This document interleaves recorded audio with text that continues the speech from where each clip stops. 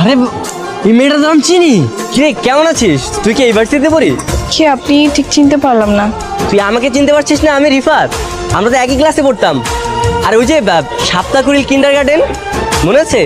আর তুই ভুলে গেছিস একদিন যে তোকে আমি মেরেছিলাম, তারপরে তুই প্রিন্সিপালের কাছে বিচার দিলি? সারাদিন আমাকে কান ধরে দাঁড় করে রেখেছিল, আমি সেই ছেলে। হ্যাঁ মনে পড়েছে, ক্লাসের সবচেয়ে দুষ্টু ছেলেটা রিফাত। আমি সেই। এখানে কি তুইও কি এই ইউনিভার্সিটির? আরে না না, এই ইউনিভার্সিটিতে পড়ি না, আমি তো আইডিয়াল ডিগ্রি কলেজে পড়ি। ও, তো এখানে কি করতেছিস? একটু এদিকে আয়।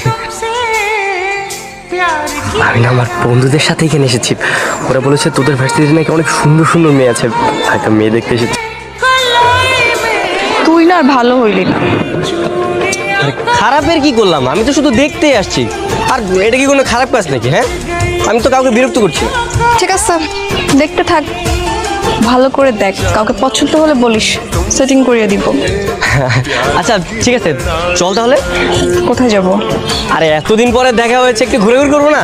চল, তোকে আজকে ফুচকা খাওয়াবো। আগে তো তোকে কত ফুচকা খাওয়াতাম। ও ভুলে গেছিস? আমি তো তোকে আগে তেঁতুলের আচার খাওয়াতাম। চল। আজকে না রে, অন্য একদিন যাই, আজকে একটু কাজ আছে। আচ্ছা ঠিক আছে, কোনো সমস্যা নাই, আমি কালকে আসবো।